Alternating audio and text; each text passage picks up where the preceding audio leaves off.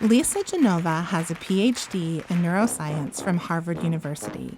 She is the New York Times bestselling author of the novels Still Alice, Left Neglected, Love Anthony, and Inside the O'Briens. Still Alice spent 59 weeks on the New York Times bestseller list and has been translated into 37 languages. It was adapted into a film starring Julianne Moore, Alec Baldwin, Kristen Stewart, Kate Bosworth, and Hunter Parrish. Some great actors there. Her new book, More or Less Maddy, will be released on January 14th. There is so much to discover about Lisa Genova, and we are delighted to have her as a guest today to help us pave new neural roads. And if you're one of the almost 9 million viewers of her 2017 TED Talk, you understand. Welcome to the first 50 pages, Lisa. Oh my goodness, thank you for having me. So, More or Less Maddy is your 7th book and your 6th novel.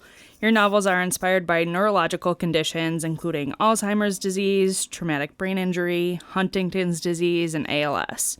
And one of the things readers say that really sets you apart as a writer is in the way that you tell the story.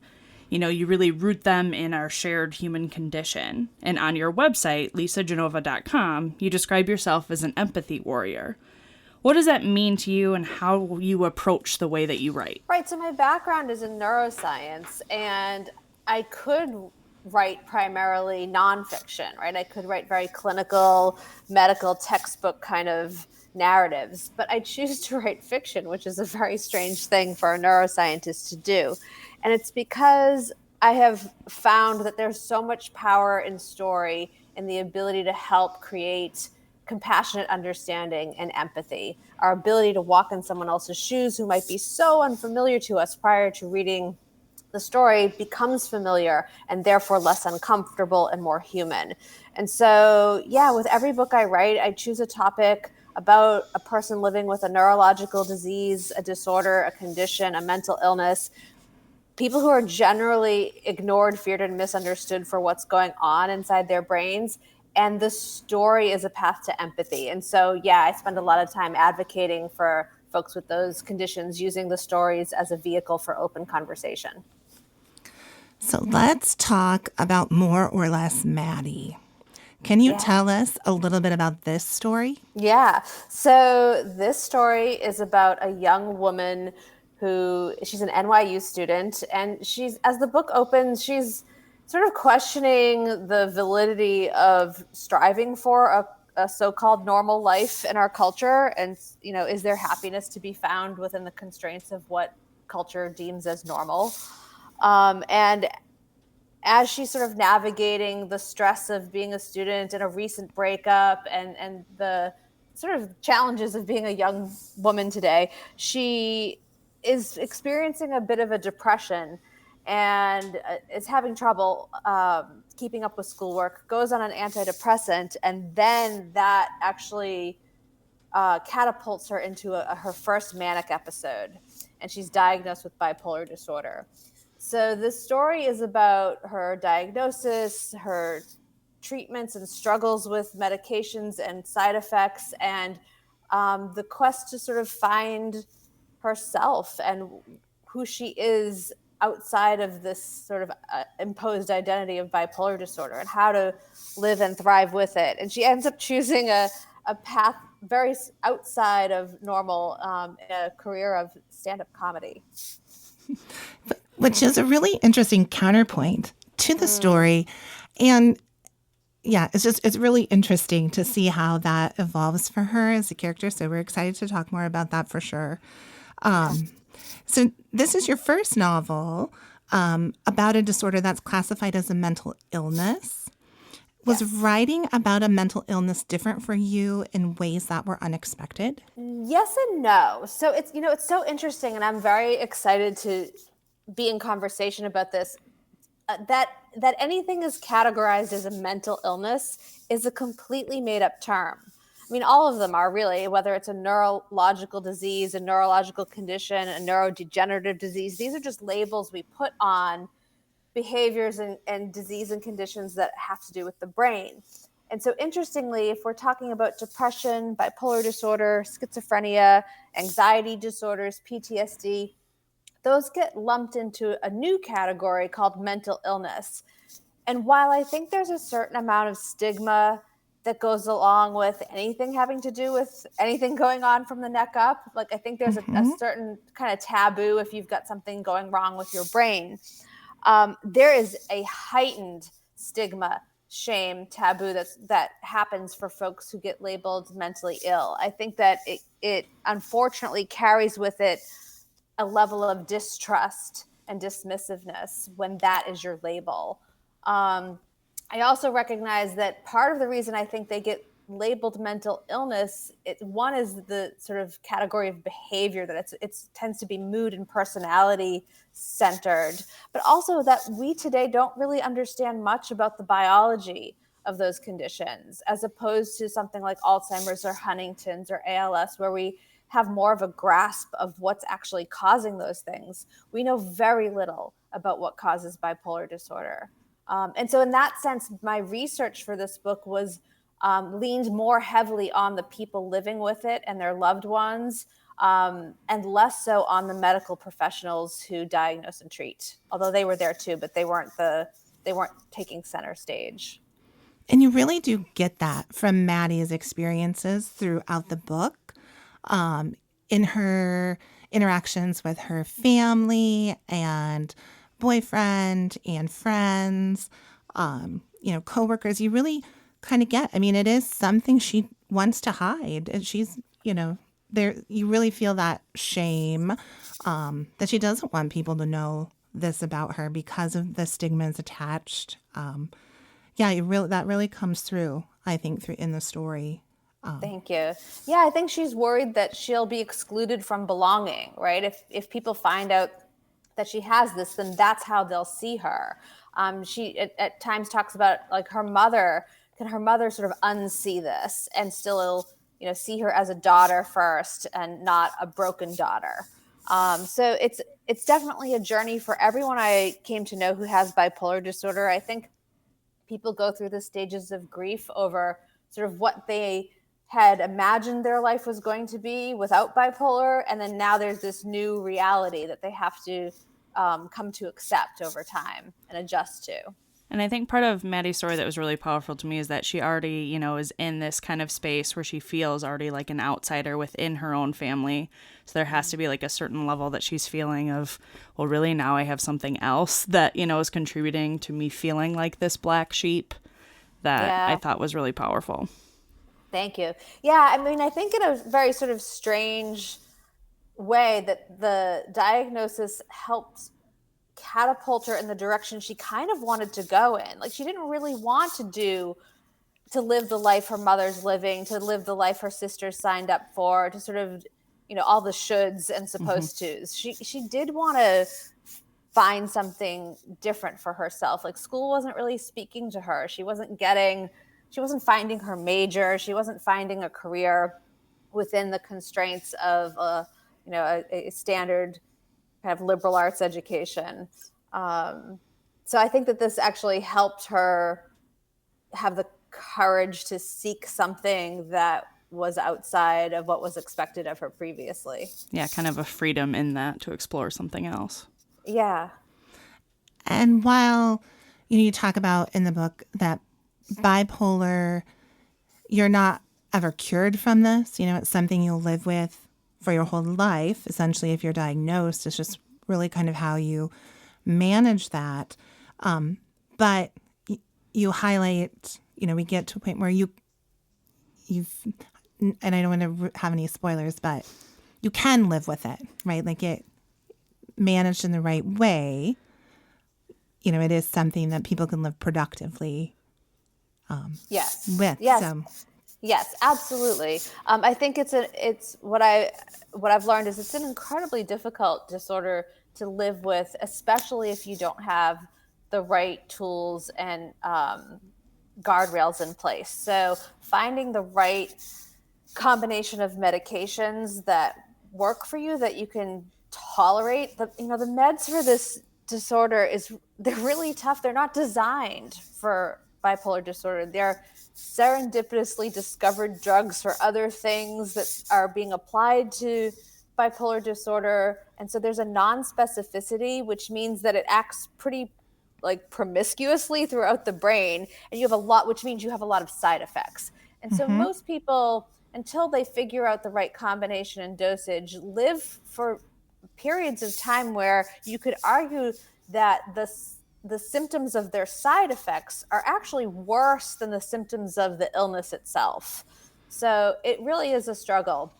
But landing on the right medications will definitely help to reduce the reoccurrence and the severity, should they recur, of manic episodes and depressive episodes. So you'll stay in sort of a normal mood state for longer and less severe if you swing outside.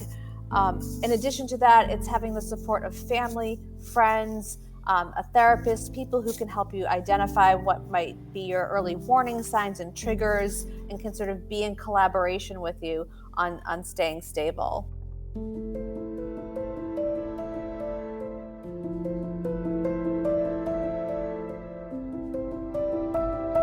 Jen and I working in an urban public library setting, we, pretty often see people that are dealing with the kind of symptoms that Maddy has in her first manic episode. And while Maddy's episode, was very scary and heartbreaking, and for some probably almost unbelievable, for people who've experienced this or have, been witness to someone having an episode, it felt very authentic to, what we've seen, what, others have seen. Could you share a little bit more about your research for this story? The people I interviewed, so I did a ton of reading. I read textbooks, I read memoirs, I did a ton of research on the page. But then I came to know 9 people who have bipolar disorder, and then lots of friends and family, both of those 9, and then people who aren't related to them. And these folks really were incredibly trusting and kind and generous with me, spending lots of their time sharing their most intimate moments, their most vulnerable moments, where things really were outside of their control in their own lives. Very scary times for them. And it's incredibly humbling, and also gives me an incredible sense of responsibility to take what I've learned and then go tell the truth under the imagined circumstances of this story. Yeah. One of the things that we often struggle with in the public library setting is when we have to call for outside help or assistance. Okay. And there's an interesting point in the story, where I think a doctor says to Maddy, "You're lucky that an experienced officer responded to this call." Yep. Yeah. Yep. Yeah. So she's having her first manic episode.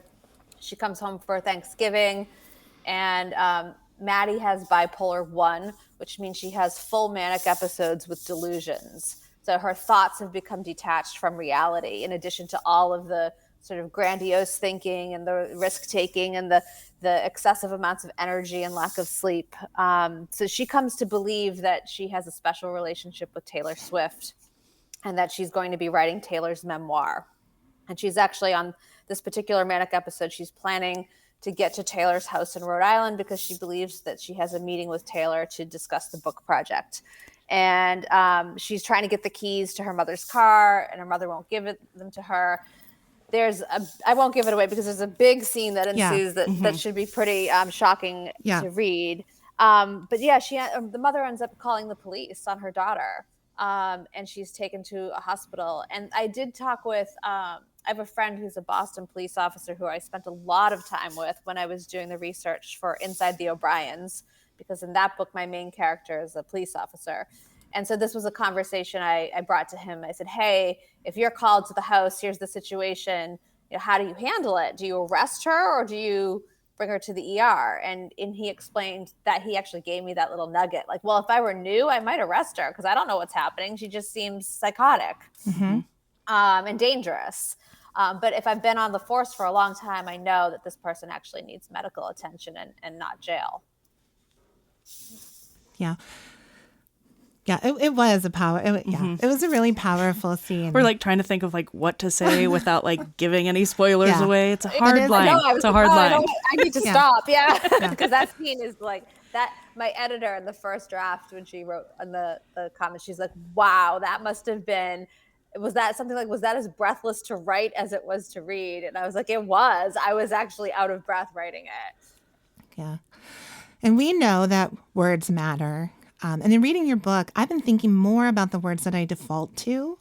So now I'm actively trying to trade mental illness for mental health in conversation. And even thinking about how to refer to people who have bipolar instead of that they are bipolar. That was such an interesting point, in the book that Maddy makes such a good argument for in the book. One other thing that I picked up along the way, it was subtle. I kind of caught it in passing, but I'm so glad that you included it in the story.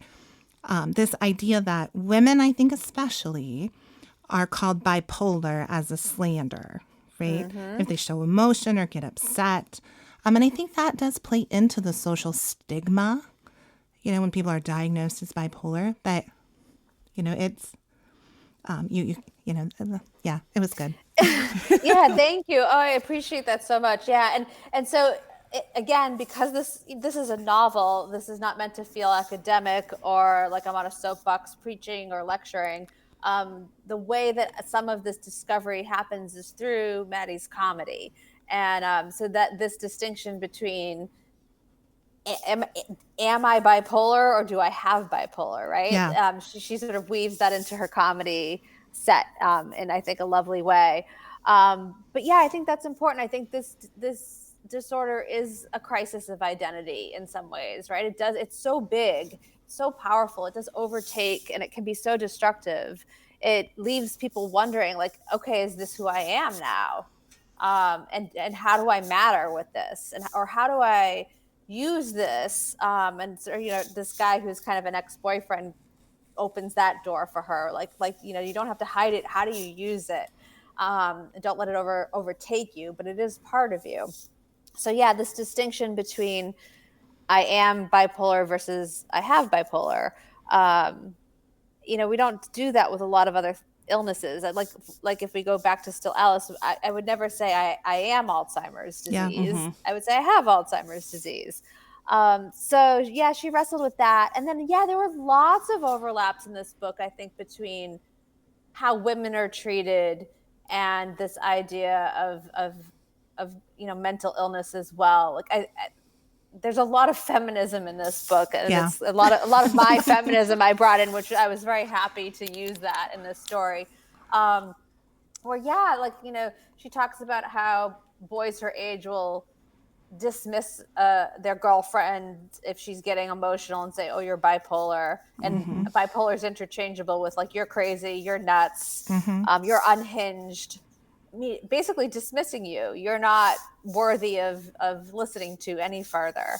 And just how women can be dismissed if they're complaining of symptoms of depression to their primary care physician or their GYN. Like, oh, it's probably PMS. Yeah. Let me put you on birth control to fix that for you.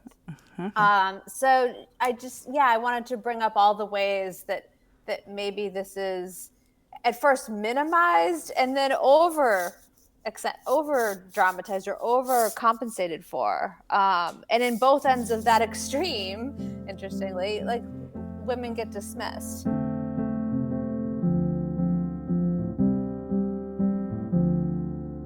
Maddy has another really great observation at one point. Female comics are dangerous because they speak the truth. And I was like, ooh, good one. So, because Maddy has dreams of becoming a stand-up comic. So can you talk about where that inspiration for the story came from?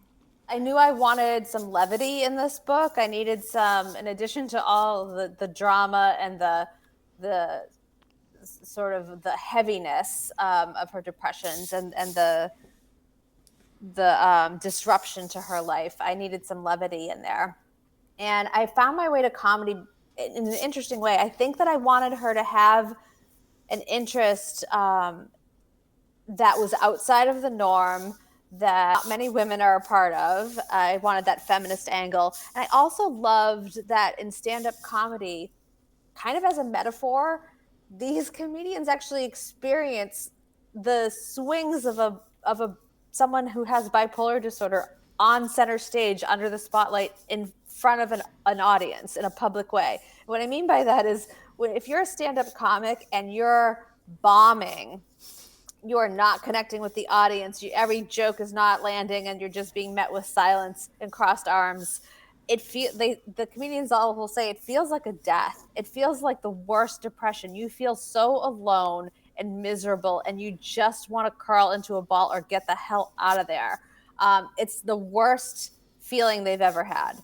Yeah, I can totally I can totally see it.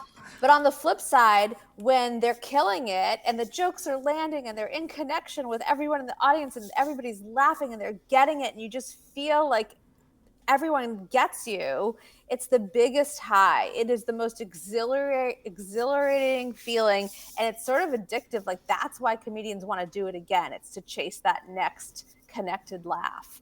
And so I think that in that way, there's this interesting metaphor that being a comic can feel a bit moment to moment, like you're going through the swings of bipolar, manic, and depressive episodes, depending on how the audience is reacting. So yeah, that was kind of the idea. And I also thought that maybe, people use humor to help them heal and understand and cope. And I thought that maybe giving Maddie this pursuit of comedy would give her a chance to process some of what's going on in a way that could be funny and a way that we could laugh with her. And we could, part of why I do what I do is I want to make these topics accessible and approachable, conversational, like not taboo. And humor is such a great way to do that. That being said, that was probably the most challenging thing for me. I don't write stand-up comedy, so I had to learn. I took a stand-up comedy writing class out of New York. I did a 5-minute set, and I really worked hard to develop Maddie's comedy within this novel. It was fun. There, you have jokes that land, right? I mean, there are some laugh out loud moments for sure. Good. I just kept thinking that's a commitment to your craft to, take that on of, I'm going to learn some stand-up comedy and I'm going to perform a set so that I can write about it. Yeah, thank you. And when I first signed up for the class, I explained to the instructor, I'm like, well, look, I'm writing from the perspective of a 20-year-old. And so I'm going to do my class as if I'm her and tell the jokes of a 20-year-old. And he's immediately said, no, you're not doing that. You're going to tell your jokes as you. However, I like 52-year-old Lisa at the time. And he's like, and yeah, that was the requirement. And I immediately was like, oh, shoot. I have to be that vulnerable. Okay. Shoot. All right.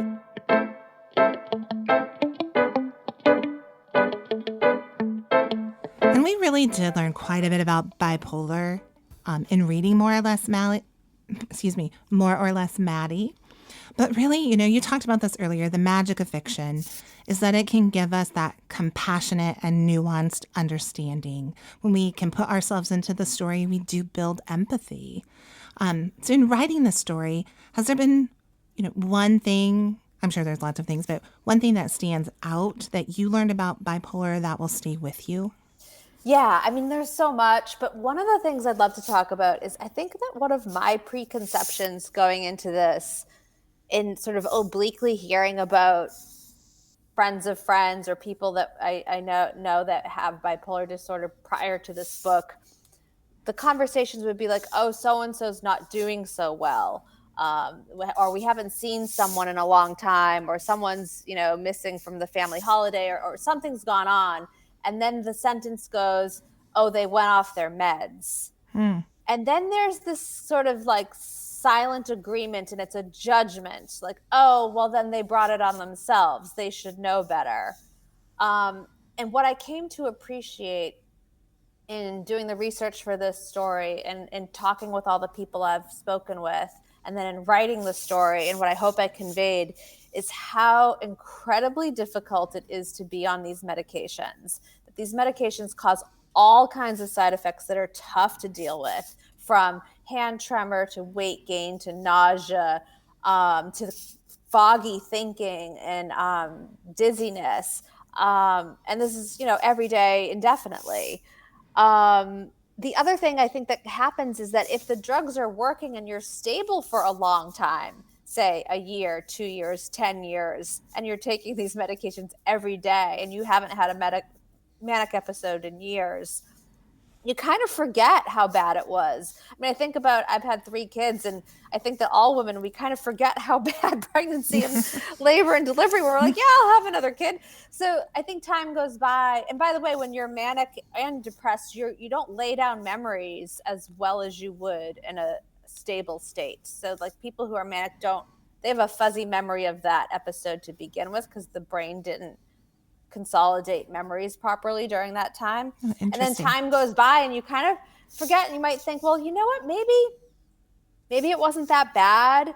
And oh, by the way, there's no blood test, no brain scan to diagnose this disease. There's no like quote unquote proof that you have this. So it's not like, oh, we saw the x-ray, we saw the MRI, we have the blood work. It's based on a conversation. And so you might think, well, maybe they were wrong. Maybe, you know what, I was so much younger then and I wasn't sleeping much. And maybe it was just, I was really stressed out and overwhelmed. I think I'm going to try going off the meds.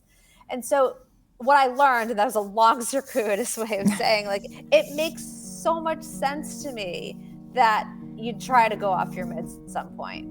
And that we shouldn't villainize folks for doing so. Like, I know personally I will hold more space and compassion and gentle kindness toward folks who go off their meds. Because it's like, yeah, that makes sense. What do you need now? How can I help?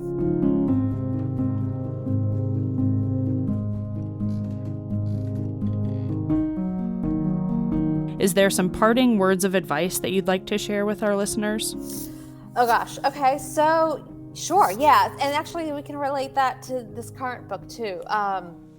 So one of the key triggers that can cause an episode of mania or depression, but primarily mania, is lack of sleep or sleep disruption. So sleep disruption is huge in mental health. Or I should say sleep hygiene is important for mental health. And it's important for the health of your brain today and for preventing neurological diseases like Alzheimer's in the future. So a couple things about sleep for everybody. We need 7 to 9 hours of sleep a night. That's optimal. And it's because we're not in a state of unconsciousness doing nothing. We're very biologically busy while we sleep. And so during the phases of sleep, there are specific nuanced things going on in your brain and body that help fight infection and cancer. And in your brain, the janitors of your brain, the sewage and sanitation department gets to work. And it's very busy cleaning and clearing away the metabolic debris that accumulated while you're in the business of being awake. So it's when you consolidate memories. So everything that you learn today, that you care about, that you want to remember tomorrow, becomes linked together as a memory while you sleep.